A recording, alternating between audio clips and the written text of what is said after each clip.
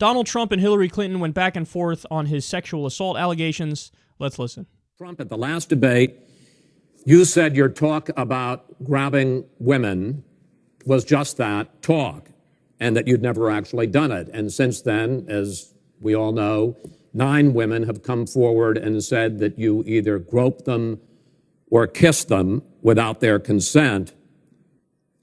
Why would so many different women from so many different circumstances over so many different years, why would they all in this last couple of weeks make up, you deny this, why would they all make up these stories? And since this is a question for both of you, Secretary Clinton, Mr. Trump says what your husband did and that you defended was even worse. Mr. Trump, you go first. Well, first of all, those stories have been largely debunked.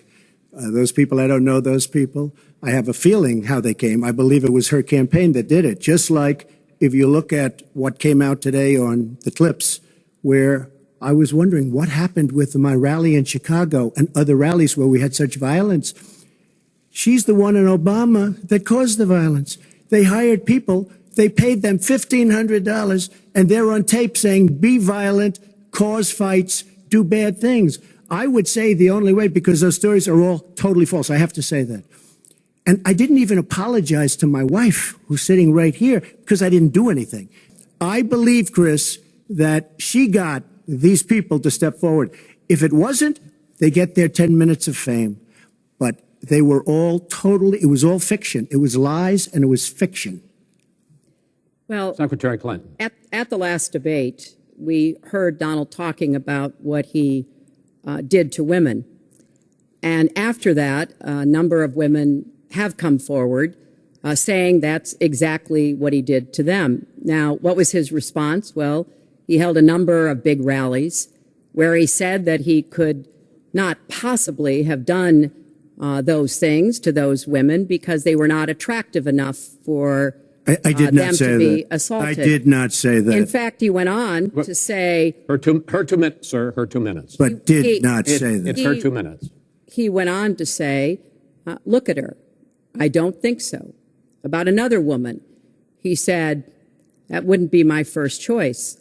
He attacked the woman reporter writing the story, called her disgusting, as he has called a number of women during this campaign. You know, Donald thinks belittling women makes him bigger. He goes after their dignity, their self-worth, and I don't think there is a woman anywhere who doesn't know what that feels like. Mr. Trump. Nobody has more respect for women than I do. Nobody. Nobody has more respect. Please, everybody. And frankly, those stories have been largely debunked. And I really want to just talk about something slightly different. She mentions this, which is all fiction, all fictionalized, probably or possibly started by her and her very sleazy campaign. But I will tell you, what isn't fictionalized are her emails, where she destroyed 33,000 emails criminally. You didn't handle that very well, Don. That was super duper inartful. It was, okay, look, I don't want to talk about this anymore. Anyway, emails. Oh, no, you didn't do that. Yep, you did that. I guess he tried to tone it down a little bit from the last time when they brought it up on his tapes, and he was like, ISIS.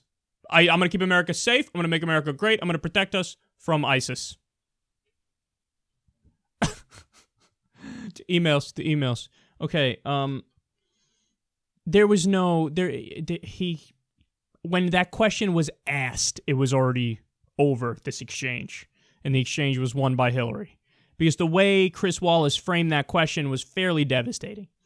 He was like, okay, why would he said 9 different women. I thought it was 11, but he says 9 different women have come out and accused you of sexual assault, the thing that you said you do on tape. Anyway, why would all of them come out and make it up now? And then he just couldn't, you can't wiggle your way out of that one. And, by the way, one of the people who did the accusations, she was a writer for People magazine. She said, I went to go do their 1-year anniversary story, Trump and Melania. And she has the very detailed account of when Melania was going to change, Trump said, I got to show you a tremendous room, took her in the room, closed the door, pushed her against the wall, kissed her. She didn't consent to it or anything, and he kept saying, well, you know we're going to have an affair, right? You know we're going to have an affair, right? And apparently 6 people have come out to verify her story. In other words, this happened in, what was it, the 1990s? I don't know, something like that. Or no, 2005, I think it was. Yeah, I think it was 2005. People have come out and they're like, yeah, she called me crying at the time. And she said, I don't know what to do. This guy is very powerful, very famous, rich. I feel like if I come out and speak about this, that he's going to ruin my career. He's going to ruin my life. And I don't know what to do. And there's, again, 5 or 6 different people who've come out and said this. So, I mean, you can't, Don, you said on tape, like, everybody's focusing on the grab him by the pussy, I kiss him, let me have some Tic Tacs, sometimes like a magnet, I just start kissing them. But the most important phrase in there is, quote, I don't even wait. Because you're wait for what? What are you not waiting for? What are you not waiting for? Well, the answer is obvious. Consent. I don't even wait. So I have Tic Tacs, you know, sometimes I kiss them, it's like a magnet, I don't even wait.